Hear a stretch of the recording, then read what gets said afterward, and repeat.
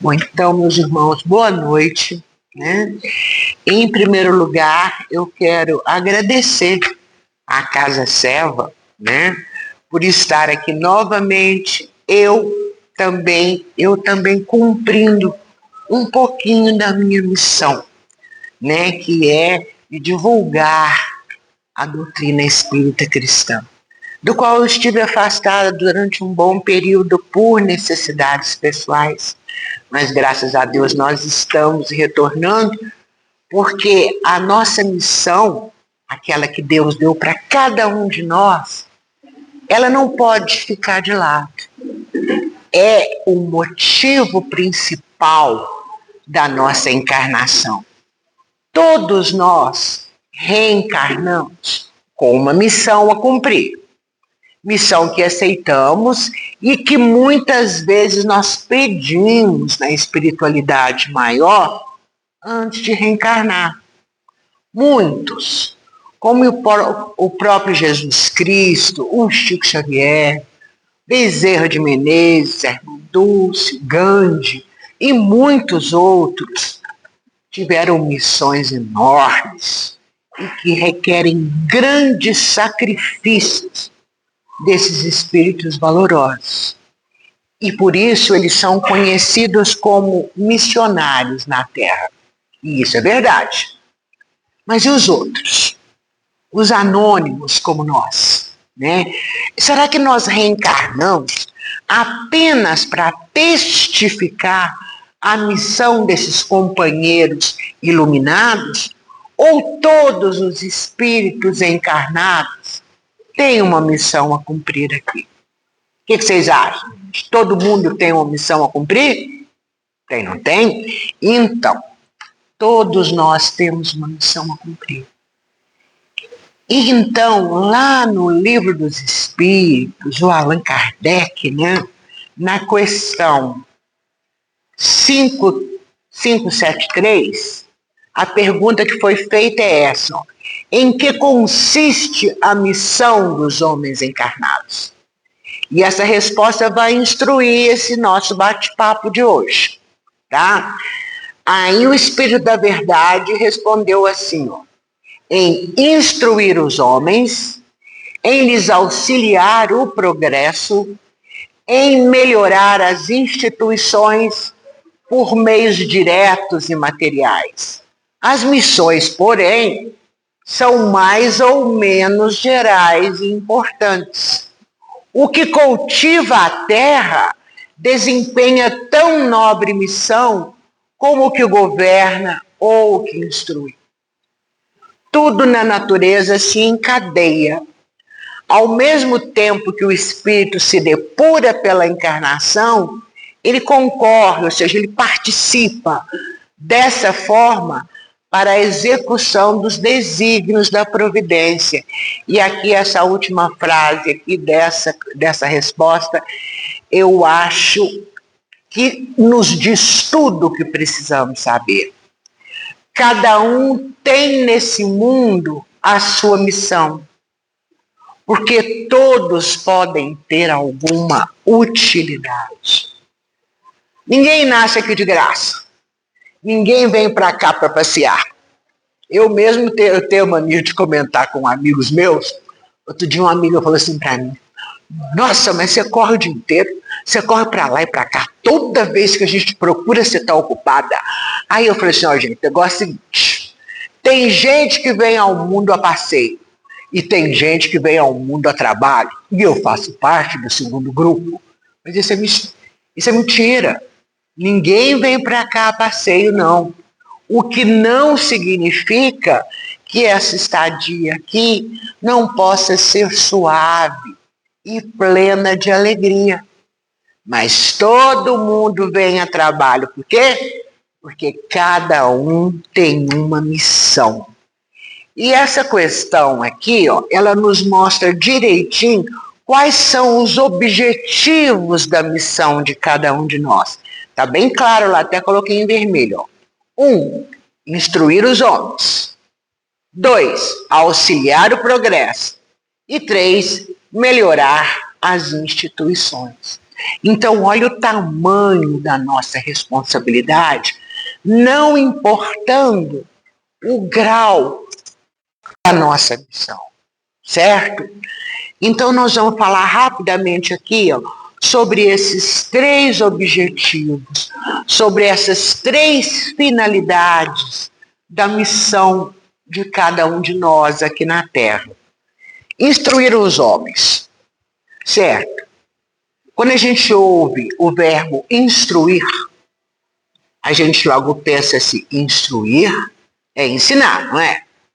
Certo. Então, para ensinar, quem ensina precisa ter o quê? Precisa ter conhecimento para poder ensinar. E Deus, então, nos dá um dom que, na verdade, é uma missão também. Deus nos dá a inteligência. Mas por que Deus dá a inteligência para muitos de nós? Para que a gente possa usá-la em benefício de todos.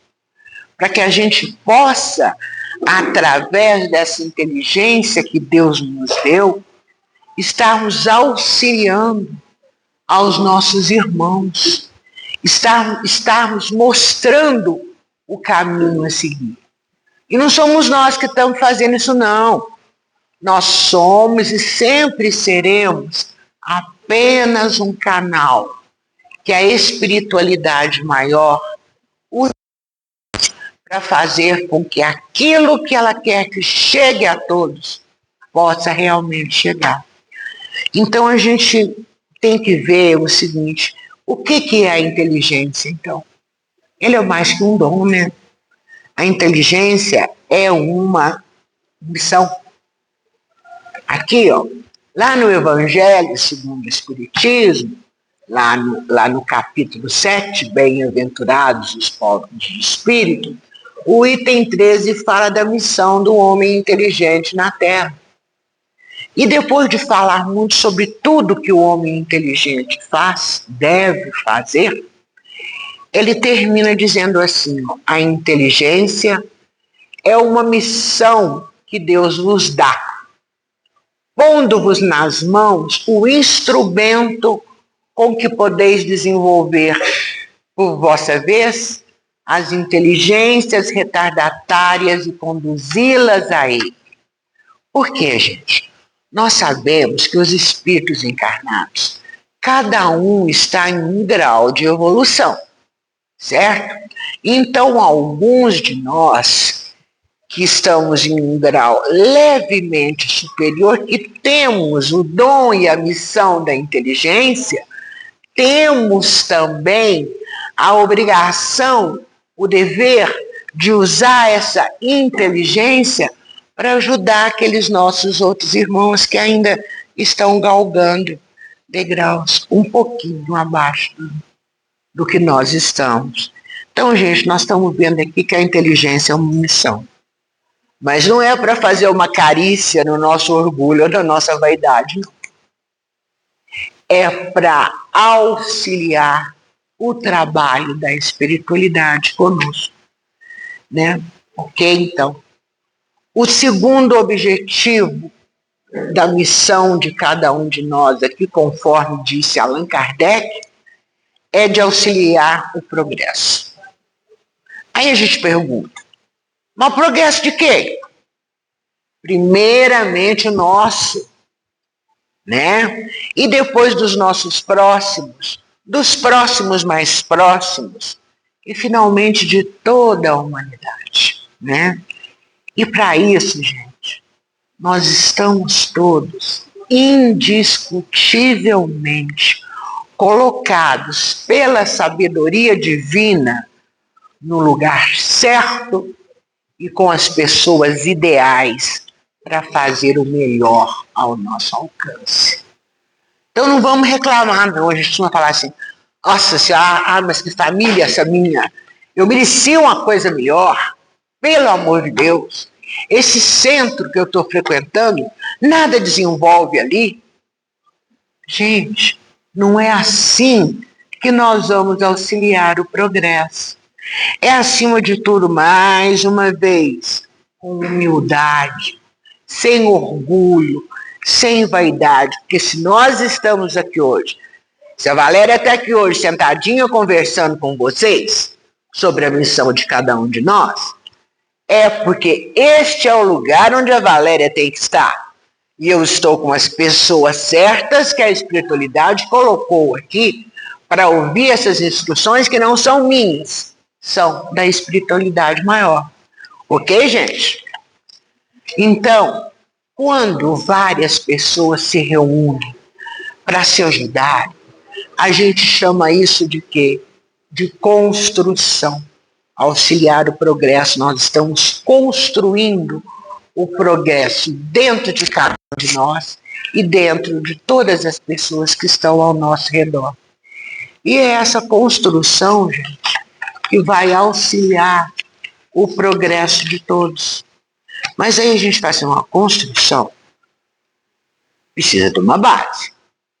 Todas as vezes que a gente vê um edifício sendo construído, a gente sabe que lá por baixo tem uma estrutura para segurar aquele edifício. Assim também, nesse objetivo de auxiliar o progresso, que é uma das missões do homem encarnado, nós precisamos de uma base. E qual seria essa base? O estudo. Nós temos que estudar, nós temos que conhecer os princípios da doutrina espírita cristã para podermos efetivamente estarmos participando de verdade e de forma positiva dessa construção, que é a construção do progresso do nosso mundo a partir de nós. Porque o Emmanuel Dias, aqui, ó, lá no livro Escrínio de Luz, vocês vão me ouvir sempre, viu, gente, falar muito sobre as frases do Emmanuel, que eu sou fã de carteirinha dele, entendeu? Então ele disse assim, não há construção sem base, estudo é dever, serviço é obrigação, e todos necessitamos aprender para servir e servir para orientar. Então, o que é essa construção? É o serviço. E esse serviço é o quê? É uma caridade que nós fazemos a nós mesmos e aos outros. E essa soma de serviço com caridade é o quê? É um amor. E é isso que a espiritualidade maior espera de nós. Que nós possamos transmitir amor a todas as pessoas. Não é já pensar, mas eu amo essa pessoa, mas daquela ali eu não gosto. Não é isso, não. Nós não precisamos amar uma pessoa, mas nós precisamos, gente, desejar o bem para essa pessoa. Só de não desejar o mal, nós já estamos amando. Muitas vezes a gente está andando na rua, passa uma pessoa por nós, a gente dá um sorriso para aquela pessoa. Talvez esse sorriso vá modificar o dia dela. Talvez aquela pessoa estivesse triste, estivesse sofrendo por algum problema, e quando ela vê o seu sorriso, ela fala, opa, tem coisa boa nesse mundo, vai tudo melhorar. Entendeu, gente? Então, é esse tipo de amor, o amor universal, certo? Então, para a gente construir a melhora do mundo, nós temos que construir com essa base, que é um estudo, mas acima de tudo a base é o amor. E o último objetivo da missão de cada um de nós é melhorar as instituições.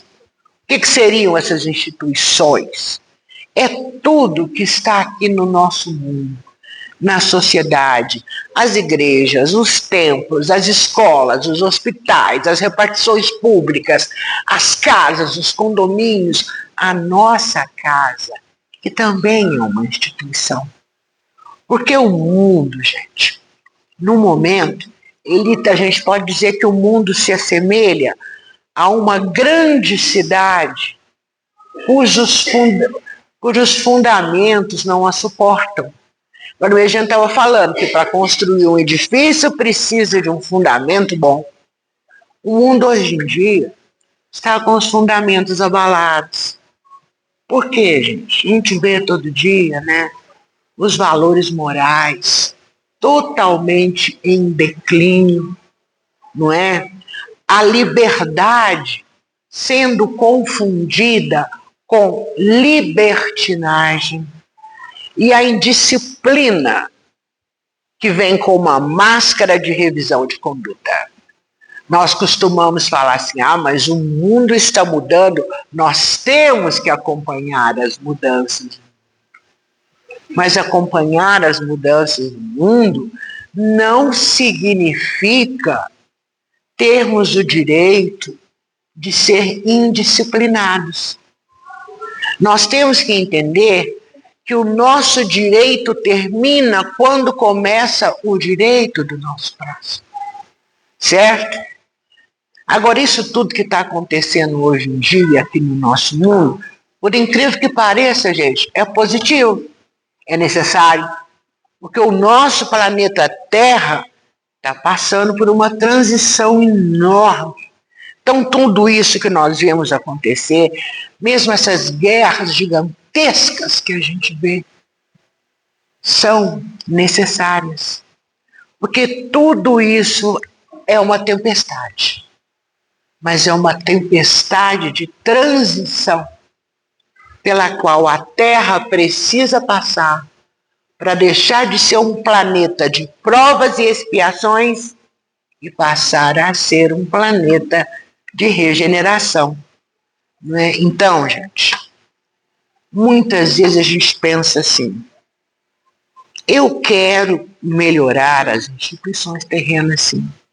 Quero trazer harmonia, quero trazer paz na sociedade. E para isso, a espiritualidade. Eu conto com vocês, viu, força divina? Eu preciso de vocês. Ok? Até aí tudo bem.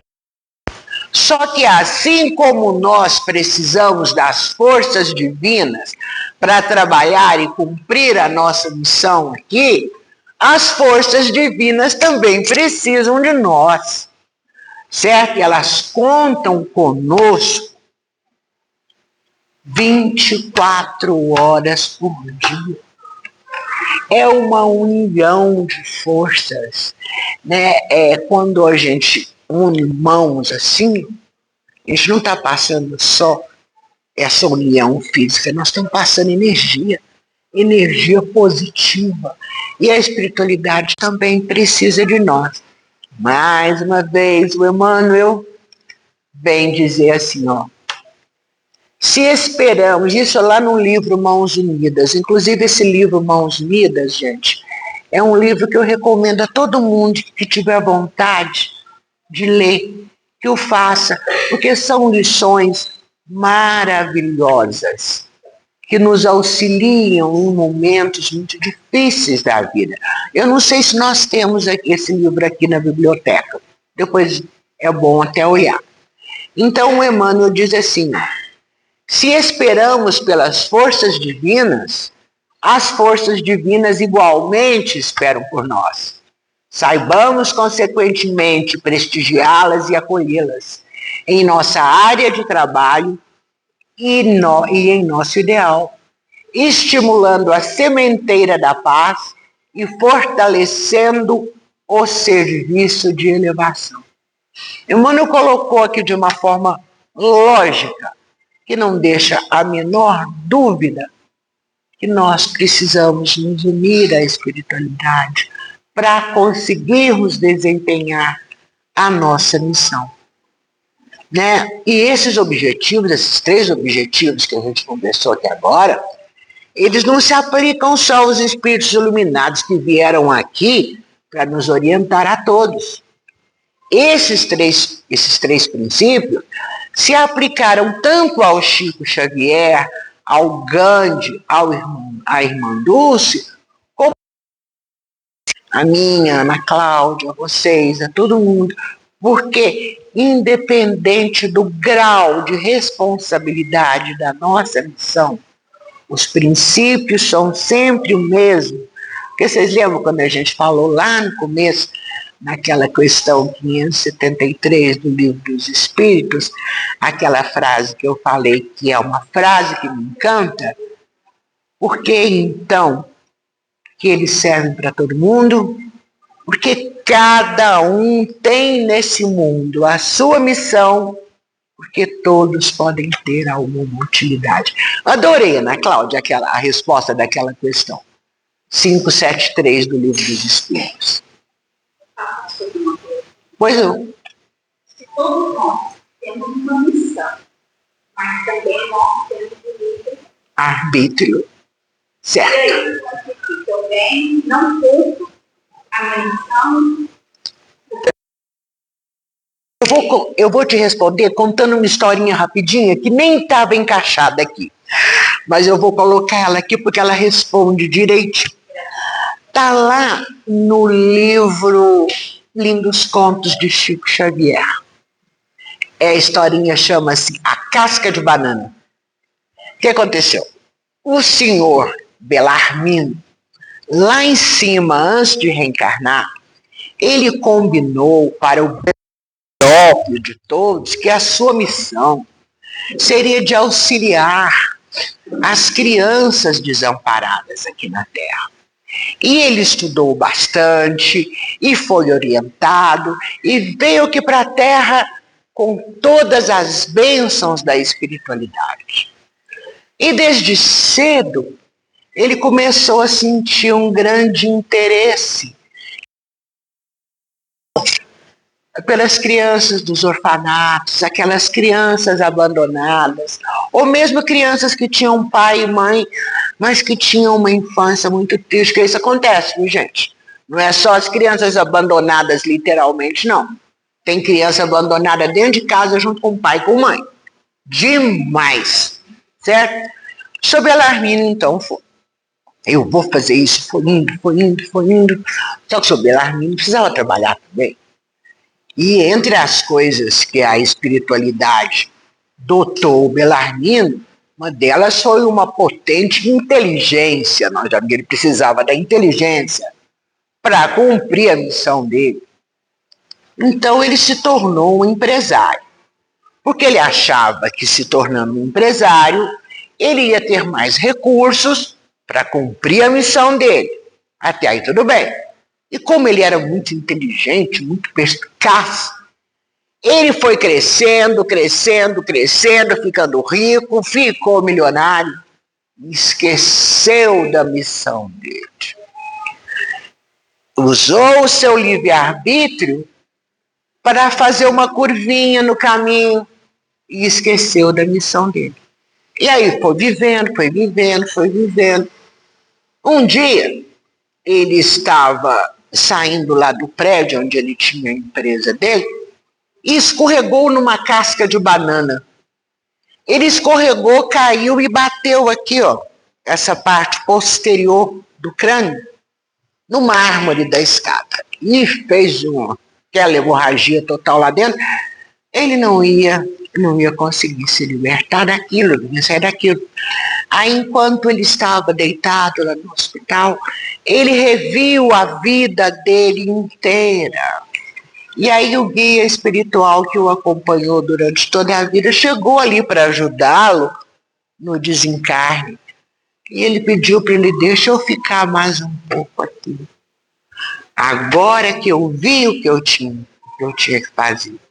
Aí o guia falou assim: olha, infelizmente não dá. Mas é muito bom que você tenha entendido qual seria a sua missão para que da próxima vez você possa cumpri-la. Tá respondido, Ana Cláudia? Então tá bom. Né? Agora, gente, muitas vezes na Terra nós atravessamos anos, décadas, quase que uma vida inteira, aguardando que a espiritualidade maior nos nomeie para uma missão elevada. Porque a maioria de nós quer isso, né? um carinho no orgulho, um carinho na vaidade. E a gente é tão bobo, que eu falo que isso é bobo. A gente é tão bobo que a gente não percebe que aqueles espíritos iluminados que têm as ditas tarefas elevadas, meu Deus, fizeram renúncias incríveis. Tiveram um sofrimento muito grande.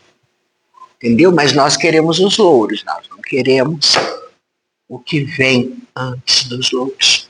Então nós ficamos ali esperando e nos esquecemos, gente, que a nossa missão, muitas vezes, deve ser cumprida dentro do nosso próprio lar, longe dos holofotes do mundo.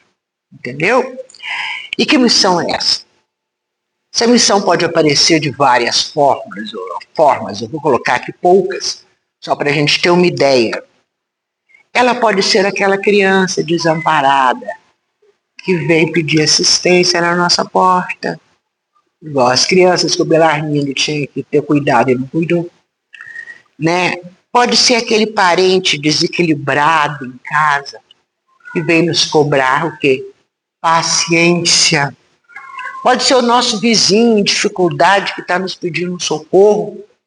Pode ser a companheira ou companheiro difícil, desleal, obsidiado, que espera a nossa compreensão e cooperação. Esse tipo de missão passa despercebido aos olhos.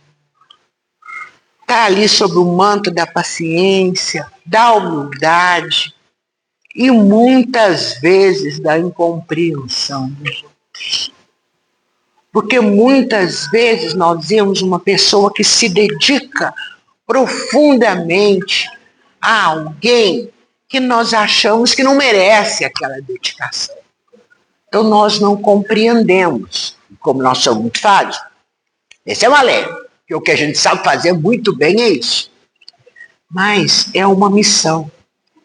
E, gente, podem ter certeza, é uma missão divina. Eu vou contar aqui uma historinha do Nélio Lúcio também, que exemplifica muito bem isso. Lá no livro Alvorada Cristã, o Nélio Lúcio conta a história do burro de carga. Num tempo, gente, onde não havia automóveis, há muitos séculos atrás, na cocheira de um palácio real, existia um burro de carga, que estava lá com o pelo maltratado, com fundas cicatrizes no lombo e de cabeça tristonha e humilde. E esse burrinho curtia uma imensa amargura, tendo em vista as humilhações de que ele era vítima por seus companheiros, todos cavalos de raça. E dentre esses que gostavam de humilhar, havia 3 que o perseguiam mais profundamente. Um deles era um formoso cavalo árabe, que já tinha ganhado muitos prêmios em corridas. E ele chegou para o burrinho todo orgulhoso, né, e disse assim: você não tem inveja da minha posição nas corridas?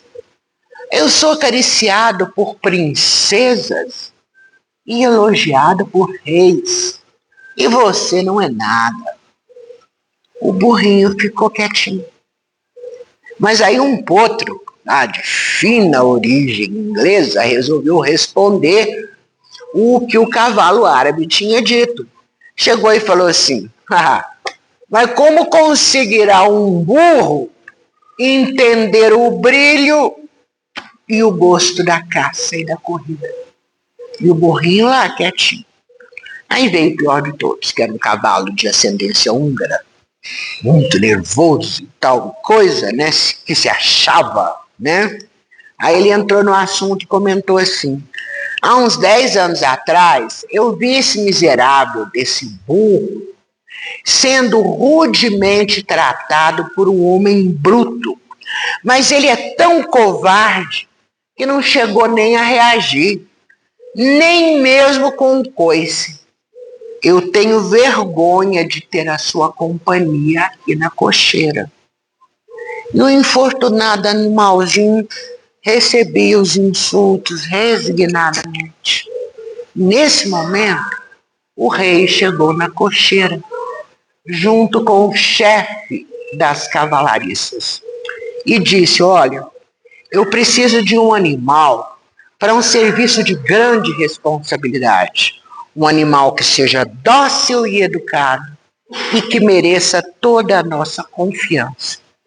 Aí o empregado perguntou assim: o senhor quer o árabe, majestade? Ele falou: não, ele é muito altivo e só serve para corrida e para festas de menor importância. Aí o empregado tornou a falar: e o potro inglês? Falou: de modo algum, é muito irrequieto e não vai além das extravagâncias da caça. Ele falou assim: o senhor não deseja o húngaro? Ele falou: não, ele é bravio, sem qualquer educação. É apenas um pastor de rebanho. Aí o rei: onde está o meu burro de carga?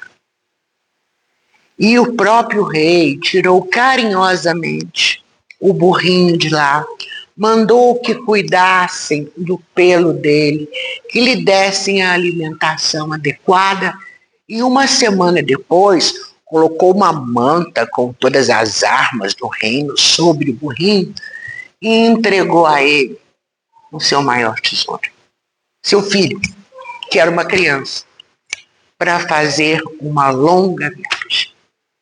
Então, assim, gente, assim também acontece na nossa vida, certo? Somente aqueles que já aprenderam a suportar, a sofrer e a servir é que prestam um serviço de utilidade real, é que fazem, que cumprem a missão que Deus deu a cada um de nós. Então vamos ser fiéis à nossa missão como aquele burrinho foi, né? Ainda que essa missão seja quase invisível aos olhos, né? Porque ocorre dentro das nossas casas, dentro do nosso pequeno grupo, né? Nos centros espíritas também. Nós não podemos esquecer, gente, que o irmão que limpa isso aqui e organiza tudo para nos receber é tão importante quanto o dirigente ou o palestrante que está aqui. Cada um tem a sua missão. E todas as missões são importantes para Deus, para a espiritualidade e para nós mesmos. Todos temos nossa missão e nenhuma é superior à outra. Vamos finalizando, gente. Se ninguém percebe a missão simples e obscura que você desempenha, que a grande maioria de nós desempenhamos, podemos recordar e ter certeza que Deus vê. Nenhuma atividade é insignificante. E mesmo que seja por entre lágrimas, vamos agradecer a Deus essa missão e aguardar o futuro. Conforme diz Emmanuel, ninguém consegue realmente ser grande quando não aprendeu a ser pequenino. E que Jesus possa continuar nos abençoando a todos. Gratidão.